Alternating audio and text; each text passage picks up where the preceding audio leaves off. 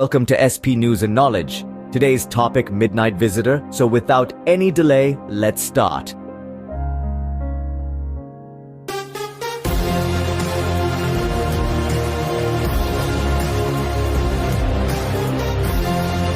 Ever wondered what it's like to be a secret agent? Picture this. Ausible, a somewhat ordinary-looking man, not your typical James Bond, and yet a secret agent of great wit and cunning. His job? To protect national secrets, keep the peace, and outsmart those who would disrupt it.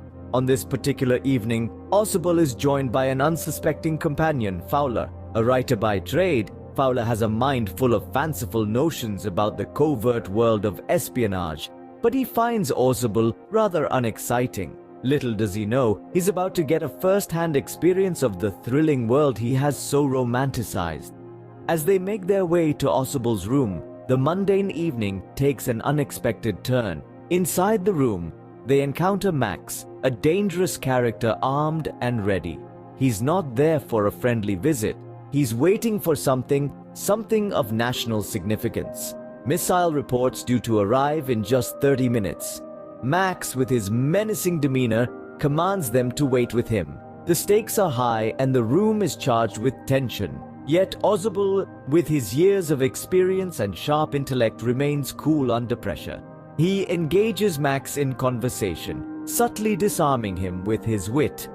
As he spins a tale of a previous intruder who accessed his room via the balcony, Max listens, unaware of Ausible's true intentions.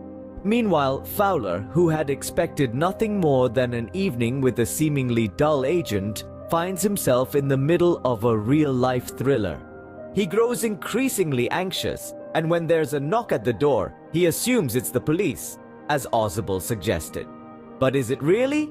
Ausible, always one step ahead, continues his charade. He's calm, collected, and ready to play out his cleverly constructed deception. "Just a moment, my friend," he tells Fowler. "Let's see who's at the door." Well, as they say, the plot thickens. Imagine being in a room with an armed man. What would you do? This is the predicament Ausible, our unassuming secret agent, finds himself in. But remember, this is no ordinary man. Ausible is a master of deception, a maestro of mind games. In the presence of danger, Ausible remains as calm as a still lake. His pulse doesn't quicken, his palms don't sweat. Instead, he engages Max, the armed man, in a seemingly casual conversation. He talks about a previous intruder who, according to Ausible, had accessed his room via the balcony. Now, imagine that. A secret agent's room so easily accessible. It sounds far-fetched, doesn't it? But that's the beauty of Ausible's cunning mind. While Max, the threatening presence in the room, is caught up in this tale, our secret agent is subtly disarming him. Not with a weapon, but with words. Ausible's calm demeanor, his casual conversation, it all serves a purpose: to distract and disarm. It's an ingenious tactic, one that requires quick thinking and a poker face. But Ausible pulls it off effortlessly. Meanwhile, Fowler, the writer tagging along with Ausible, is growing increasingly anxious. He's caught up in the drama, the danger. He's waiting for the police, as Ausible had implied they were coming. But remember, Ausible is a master of deception. There are no police, there's no balcony. It's all part of his elaborate ruse. And what's brilliant about this is Ausible's deception isn't just aimed at Max. He's also deceiving Fowler, making him believe in the imminent danger, the impending help. It's a two-pronged strategy executed with finesse and audacity. So here we are, in the midst of a tense standoff. Ausible, cool as a cucumber, weaving tales of fictional intruders and non-existent balconies. Max, armed and dangerous, yet slowly falling prey to Ausible's cunning. Fowler, an unwitting participant, caught in the crossfire of deception and intrigue. And just when you thought things couldn't get any more tense, now what could be more alarming than a sudden knock on the door? In the quiet tension of the room, the knock sounds like a thunderclap. Max, the intruder, freezes, his eyes darting towards the door. The secret agent, Ausible, however, remains a picture of calm. A seasoned player in this game of shadows and secrets, he doesn't miss a beat. Instead, he raises a brow, a subtle smirk playing on his lips. "Just a moment, my friend," he tells Fowler, already rising from his chair to answer the door. The room holds its breath, the air thick with anticipation. Max's grip on his gun tightens, his eyes never leaving the door. Fowler, the unsuspecting writer, watches the scene unfold with wide eyes. He had imagined the life of a secret agent to be thrilling, but this was a whole different ballgame. As Ausable opens the door, Max, driven by panic, makes a split-second decision. With a shriek, he leaps out of the window, leaving behind a stunned silence. Ausable doesn't even flinch at the sudden turn of events. Instead, he steps aside to reveal a very confused waiter holding a bottle of wine. "Your wine, Mr. Ausable," the waiter announces, oblivious to the chaos he had inadvertently caused. He steps into the room, looking around curiously. His gaze lands on Fowler, who just gawks back in disbelief. Ausable, ever the gracious host, thanks the waiter and sends him on his way. With the door closed once again, he turns to Fowler, still frozen in shock. "Well," he says, pouring himself a glass of wine, "that was a bit of excitement, wasn't it?" Fowler finally finds his voice. "What about the person on the balcony?" he stammers. "And the police?"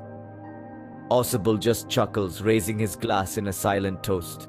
"But what about the balcony and the police?" he echoes, his eyes twinkling with mischief. "Ready for the twist, are you?" Here's where the truth unravels. Ausable, our seemingly ordinary secret agent, had been weaving a web of deception all along. The so-called balcony, non-existent. The police, a figment of his inventive imagination. The real genius of Ausable's plan was in its simplicity. He had spun a tale so believable, so vivid in detail, that it had ensnared not only Max, but Fowler too. Our writer friend had been taken on a roller coaster of suspense and intrigue, only to find himself marveling at the sheer ingenuity of Ausable's deception.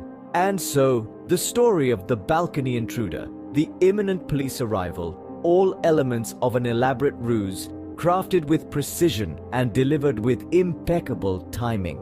Each word, each pause, each casual glance, all part of Ausable's grand performance. He was the puppeteer, pulling the strings of an invisible theater, his audience none the wiser. As the truth dawned upon Fowler, he found himself awestruck.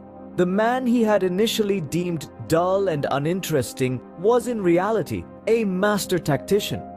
Ausable's cunning and quick thinking had not only outsmarted Max, but had also averted a potentially dangerous situation.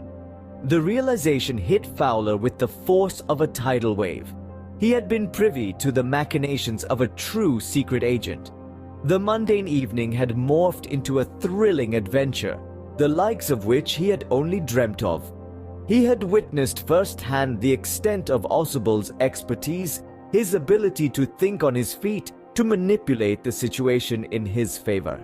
Fowler's romanticized notions of secret agents had been shattered, only to be replaced by a newfound respect for the real-life heroes operating in the shadows.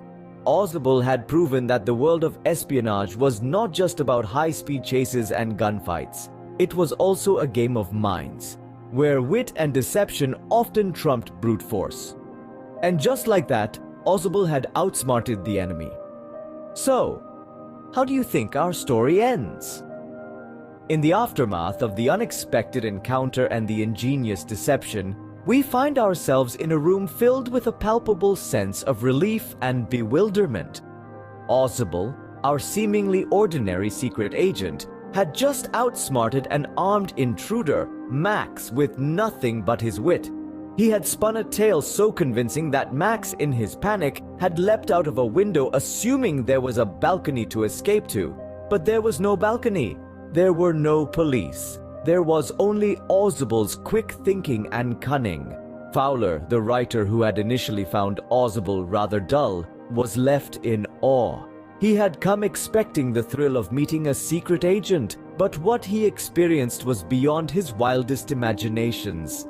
He had seen a side of Ausable that was far from ordinary, a side that was quick-witted, clever, and incredibly resourceful. As they stood in the room, the waiter oblivious to the chaos he had unknowingly walked into, Ausable and Fowler shared a knowing glance.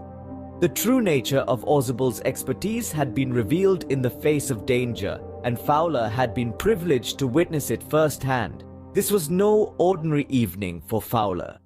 It was an evening filled with suspense, surprise, and a newfound respect for the man he had once found dull. It was an evening that had taught him that a secret agent's life was far from what he had romanticized. It was filled with risks, quick thinking, and calculated decisions. Ausable, with his unassuming demeanor and sharp intellect, had successfully averted a dangerous situation. He had proven that being a secret agent was not about flashy cars and high-tech gadgets. It was about quick wit, clever tactics, and a calm demeanor. So next time you wonder about the life of a secret agent, remember Ausable and his midnight visitor. Remember the unexpected encounter, the ingenious deception, and the knowing glance shared in the aftermath. Agent then meets the eye.